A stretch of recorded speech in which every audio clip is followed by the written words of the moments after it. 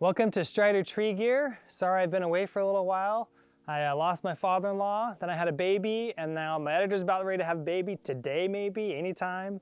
So it's been a crazy year, but I've got lots more coming. And today we are talking about Throwline tips and tricks, what kind of Throwline to buy, how best to use it, how to avoid some of the frustrations that come from using a Throwline. So for those of you new to the arborist industry, Throwline is one of our secret tricks for getting ropes into trees. If you don't know how that works, hang on, we'll get to that. But it's an essential tool for our job. And there's a lot of different types of Throwline.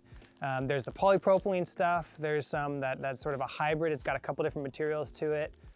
Some people were using 550 cord back in the day, but I only recommend one type of Throwline, and I never use anything else. After trying all of them, I've come to good reason to only ever buying Dyneema Throwline. This is the New England Dynaglide. It's kind of a name brand. You don't need this exact brand, but it needs to be the UHMP or Dyneema, that ultra high molecular weight polyethylene stuff.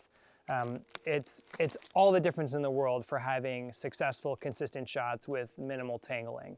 It's the only way to go. So your first rule of Throwline is never wrap it.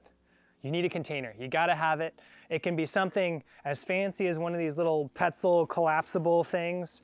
That's what these are for. Or one of these little cube boxes that rotate shut and fold up kind of nice, but otherwise keeps it compacted in here. Or it can be as simple as a 5-gallon bucket. 5-gallon bucket works great. But the primary thing you need to know is don't ever coil it. Always feed it down into your container and it'll feed out nicely. Now this one, I'm gonna uncoil it into this bucket. And when I've got a new Throwline, you can see it's got a little bit of memory. Now this Dyneema rope has the least memory of any of the Throwlines, so it'll straighten out nicely, but it's got a little bit of a coil to it, a little bit of a twist.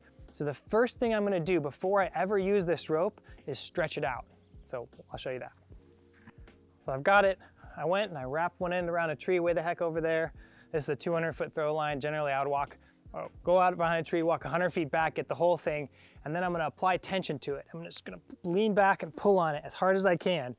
And the way that this Dyneema rope works is that'll make it nice and straight. It'll work all the kinks out of it, all the bends, and it'll allow it to flake really evenly into the whatever container it's gonna go into. So now, when you're attaching your Throwline to the weight, a lot of folks will tie a bowline, or there's even a kind of a fun little slip hitch some guys will use, because you end up tying this off and on a lot. I don't like to use any of those. I like to tie a knot one time and leave it. So the way I deal with these guys is I will tie a figure 8, like a figure 8 climb knot, basically. Well, there's a name for that. But anyway, I'll tie a little figure 8 with a loop, and then I'll girth hitch this sucker onto the weight, just like that. Won't ever come off.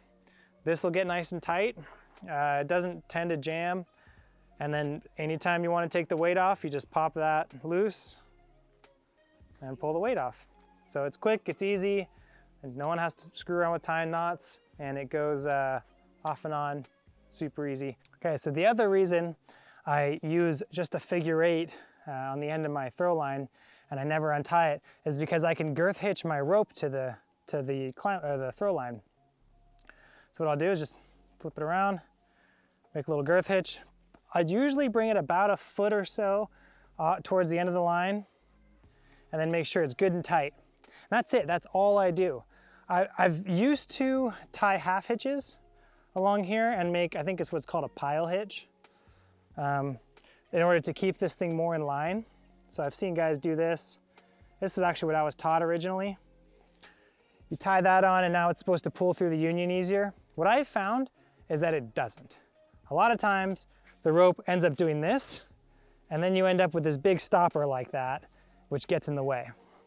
So all I do is that little girth hitch on the end of my rope, and now instead of it getting stuck, when I pull on it, a lot of times I can get the end of the rope to flick over the branch just like that.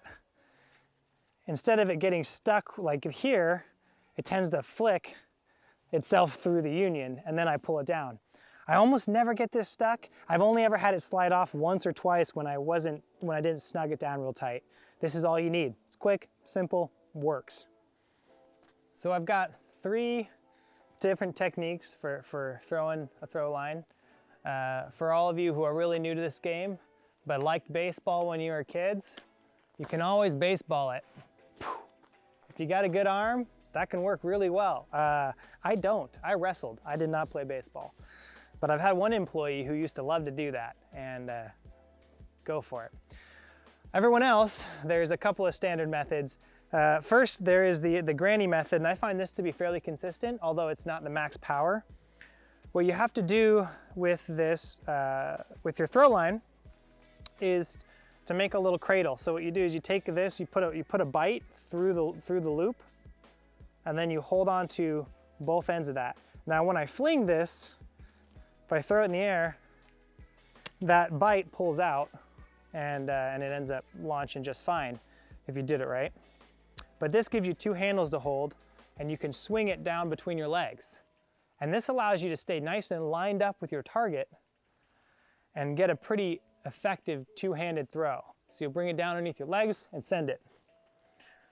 So this is another method, the one-handed method. And I've seen a lot of guys who are just fantastic at this. Again, I'm no expert, but the general idea is you get it swinging, you got it over one finger and really loosely held in your other hand, and this will give you a little bit of control over when to stop it.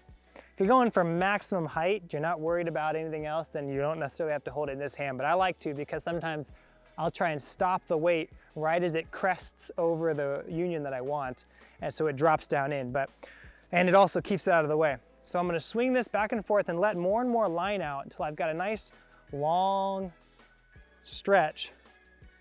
And then I'm come all the way back and flick it. Oh, that was kind of a crappy throw, that last one. I let a little too much slack out. Like I said, I'm not the best at this, but the idea, try one more time here. There we go. That was a little better. Now, what kind of video would this be if I didn't talk about the big shot? This is where it's at. So for all of us mere plebeians who can't throw like some of those amazing guys in the tree climbing competitions, we have this. This is our saving grace. I love the big shot. I even bought a trigger, but I find I don't like it. I don't use it very often. I have a hard time. I don't feel like I actually aim all that much better with it. And the fact that there's a thing you have to know about slingshots, and it's that the longer you keep the slingshot pulled, the less strength the slingshot will sling with. So the faster you can release it, the more power you'll get out of that pull. The time it takes for me to set this on the trigger so dramatically reduces the power of this that it no longer works for anything over 40 or 50 feet, at least with this length pull. So I find I don't ever really use this thing. Instead, I like this one that comes apart because it fits in the back of my short bed truck and I can release it fast. So the way I like to do this is I'll put the bag in front of me, just like I would if I was throwing.